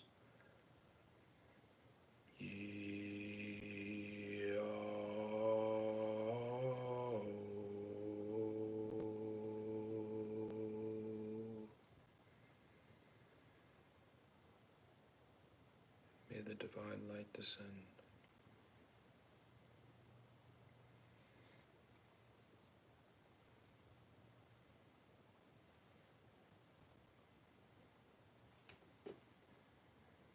Yode Vave.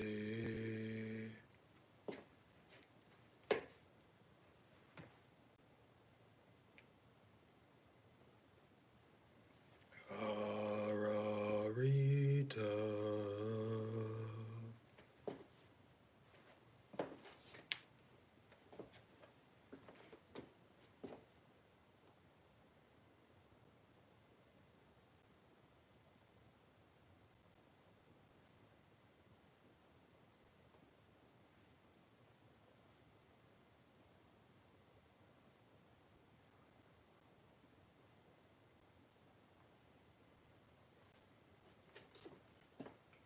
Adonai Ararita.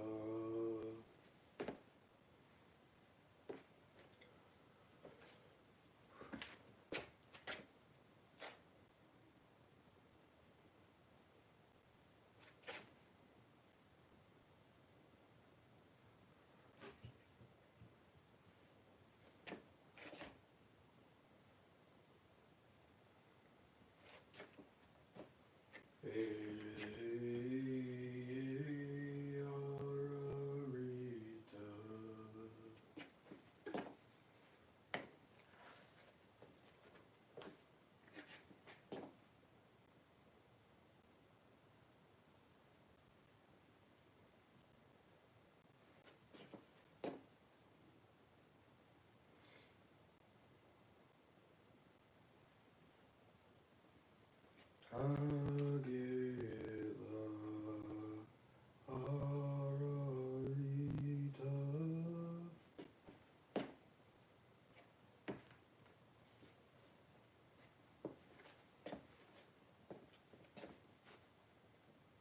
Before me stands Raphael,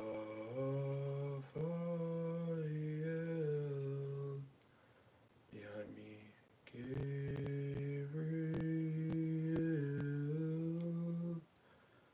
on my right hand Mikael, on my left hand Uriel,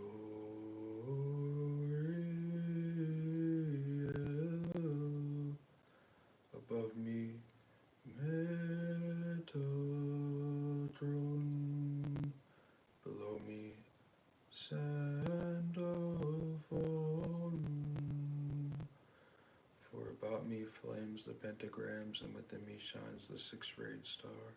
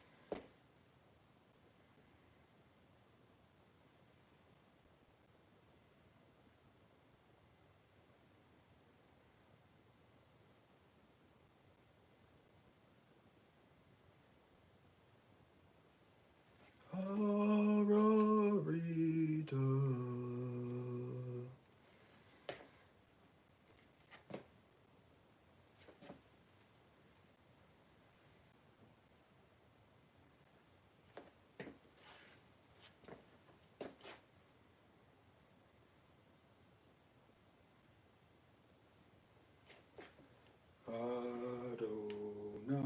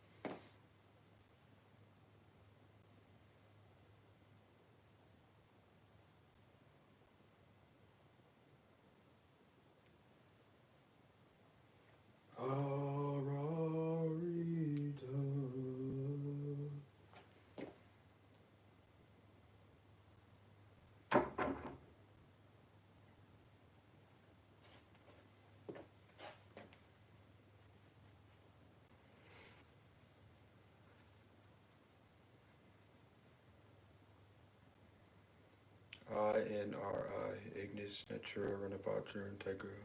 Through fire, nature is perfectly renewed. Yod, Nun, Resh, Yod. Sign of Osiris slain.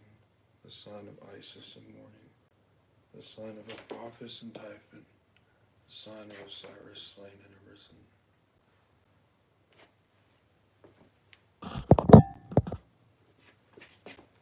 L, V, X, Lux, the light of the cross. Virgo, Isis, mighty mother.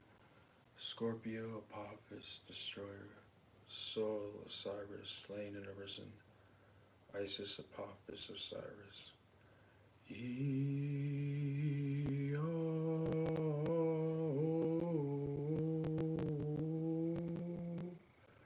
Let the divine light descend.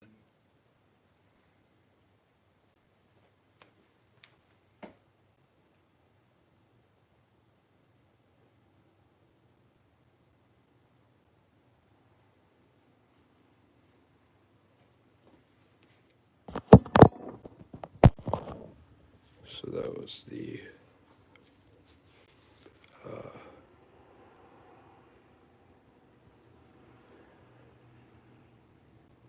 what I did was I stacked rituals, and this is something that you can do that's fun for the whole family. And that is, instead, like, the daily rituals are the lesser banishing ritual of the pentagram, lesser banishing ritual of the hexagram, lesser invoking ritual of the pentagram, lesser invoking ritual of the hexagram. The pentagram is for banishing alchemical elements, and then you invoke fresh new energy. And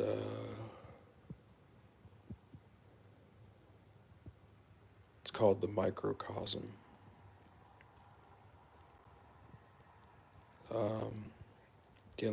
So the pentagram is a microcosm type of deal. The hexagram rituals deal with, the lesser hexagram rituals deal with the forces of the fixed stars, the zodiac, and the planets, what the effect they have on the elements here on Earth, the alchemical elements. So it's like the alchemical elements and the alchemical elements of the universe combined. But instead of doing 4 rituals, invoking or banishing pentagram, banishing hexagram, and then go into banishing or invoking pentagram, invoking hexagram, you can stack the rituals, and you could do the pentagram, and then on top of the pentagram you can do the fire hexagram, which is the 2 triangles going up.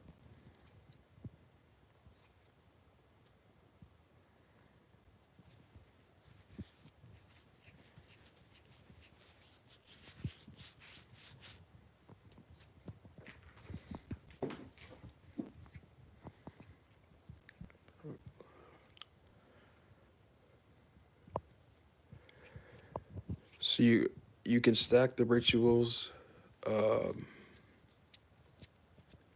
that way. So you do the banishing, and then you do the invoking. So it's just 2 rituals instead of 4. And that's the fucking...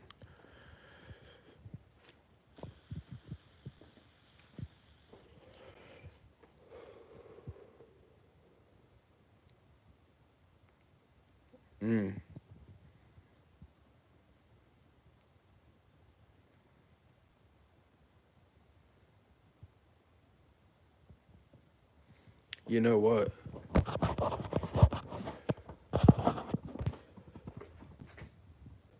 Assat said, do you have a private live? Like talking on like Instagram or something? Is that what you mean?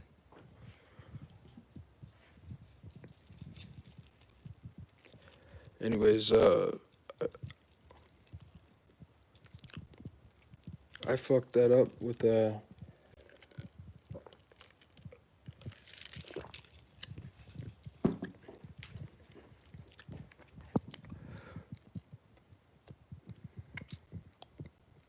yeah, on here is fine.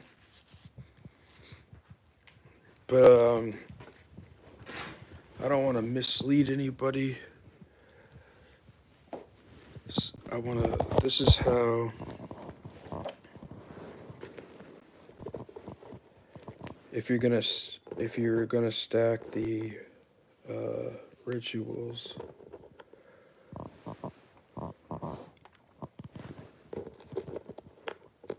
Hold on.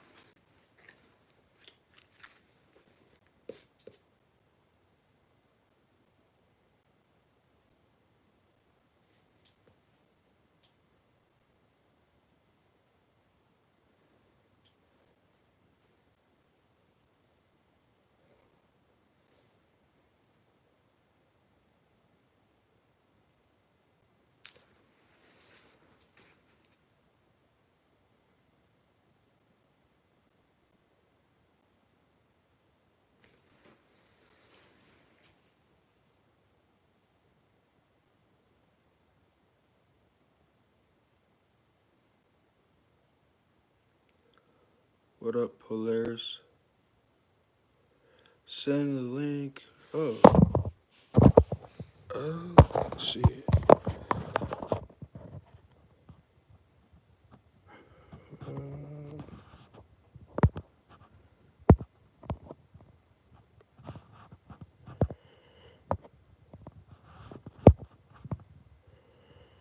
What's going on, Polaris?